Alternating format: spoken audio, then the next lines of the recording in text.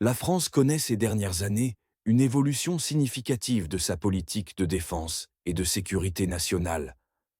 Dans un contexte international marqué par la guerre en Ukraine, la montée des tensions régionales et la compétition stratégique entre grandes puissances, les autorités françaises ont engagé une révision profonde de leur préparation face aux scénarios de guerre de haute intensité.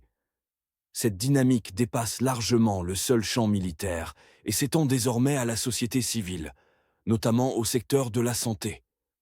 Le ministère de la Santé a récemment rappelé l'importance des dispositifs Plan Blanc et Hors-Sang, cadres légaux et organisationnels qui permettent aux hôpitaux et aux agences régionales de santé de se mobiliser rapidement en cas de crise majeure. Ces plans garantissent la coordination entre établissements, l'optimisation des ressources humaines et matérielles, ainsi que la gestion d'un afflux massif de blessés. Longtemps conçus pour faire face aux pandémies ou aux catastrophes naturelles, ils sont désormais adaptés à l'hypothèse d'un conflit armé.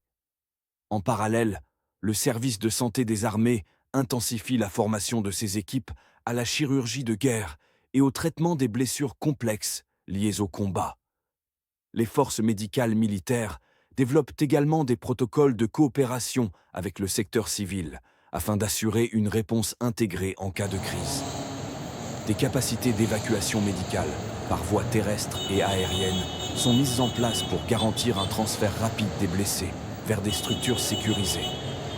Cette préparation sanitaire s'inscrit dans une stratégie plus large, annoncée par le président Emmanuel Macron, visant à accroître considérablement le budget de la défense d'ici 2030, à moderniser la dissuasion nucléaire, à commander davantage d'avions Rafale et à organiser des exercices militaires simulant une guerre de grande intensité sur le sol européen.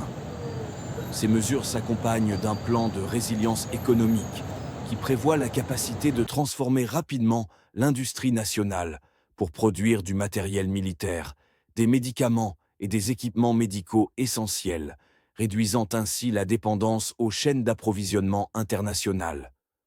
La cohérence de ces initiatives montre que la France ne se contente plus d'une préparation militaire classique.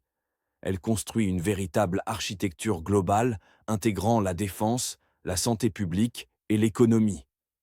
L'annonce de la mobilisation du secteur sanitaire n'est donc pas anodine.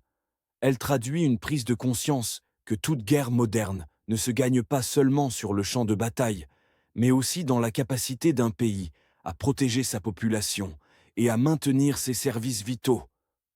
Dès lors, une interrogation d'ordre philosophique s'impose. Ces préparatifs traduisent-ils une anticipation lucide et nécessaire face aux menaces, ou bien le signe inquiétant d'un monde qui se résigne peu à peu à la fatalité de la guerre? Abonnez-vous à nos actualités pour rester informé des dernières analyses et évolutions.